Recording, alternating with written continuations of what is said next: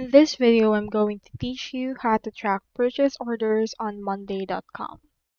Now, in order to track those purchase orders, you first need to head over right here into your monday.com website.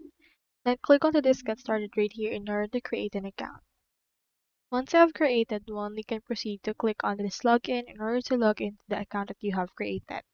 So on my case, I already have an account, so let me head over and log in. Here is my Monday. So let's input right here the name of our first project. Since we are actually tracking purchase orders, let's name this purchase orders. Click on next. Input right here the relevant columns that you would want. So we have owner, status, due date. We also have in here timeline, priority, and the likes. Let's also add in some notes. After that, let's head over and input right here this next. And you can also use productivity tools if you want. Click on next and you can see in here all of this one. You can also get real-time insights with this. Let's click on next. You can choose in here table, Kanban, Gantt, as well as other options we are available right there.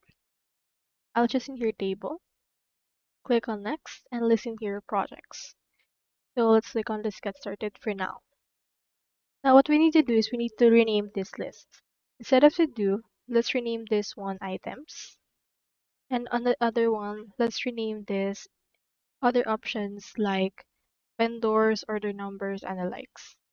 For this case, you can see in here the owner, as well as the status, due date, as well as action items for this one.